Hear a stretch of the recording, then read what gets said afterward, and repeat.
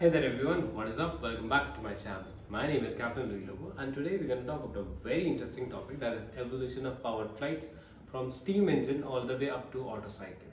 Now, have you ever wondered what it took for humans to finally take to the skies? Today we're going to go back in time to uncover the fascinating story of man's very early attempt for powered flights and the engine breakthrough that made it all possible. Back in the day, the steam engine was the cutting edge technology of that time.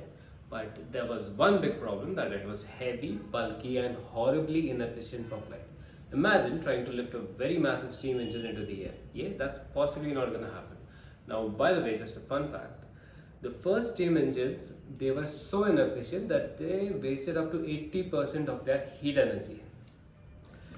Then came a glimmer of hope in 1862 when a French engineer named Beau de Roca had a revolutionary idea, that is, he proposed an engine where the combustion happens inside, not outside, unlike the steam engine. But it was Nicholas Otto in 1876 who actually brought the concept to life. So, how does this engine work? Picture this: a mixture of fuel and air enters in the cylinder, which gets compressed by piston, and then boom, it's ignited. The explosion basically forces the piston downwards, and the linear motion gets converted into rotary motion by connecting rods and crankshaft. In simple terms, it's basically turning a small explosion into a pure mechanical power. Internal combustion engine comes in different types. We got the compression ignition engines, or also better known as diesels, two-stroke, four-stroke ignition engines, and the Wankley rotary engines. But today we're going to specifically talk only about the most famous engine in the entire aviation, that is a four-stroke engine, or also termed as piston engine or Otto cycle. Let's break it down a bit further. A stroke is defined as the linear distance the piston moves within the cylinder. When the piston is at the top of its stroke, we call it as a top dead center, or TDC. When the piston is at the bottom of the stroke, we call it as the bottom dead center, or BDC. As the piston moves from top dead center to bottom dead center, it's connected to a crankshaft which rotates 180 degrees. The complete cycle takes 720 degrees, or 180 degrees rotation. Now let's take a closer look at the four-stroke of the Otto cycle. Induction stroke.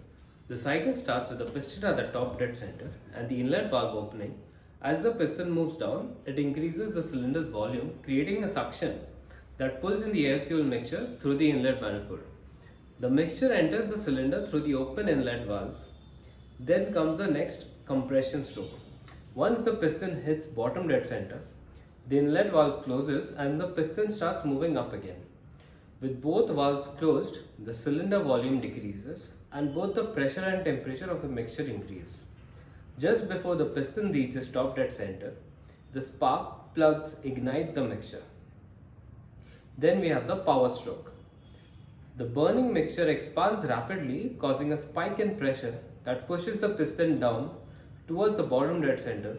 As the piston moves down, the cylinder volume increases again and the gas pressure and temperature falls down. Then we have the last stroke, that is your exhaust stroke.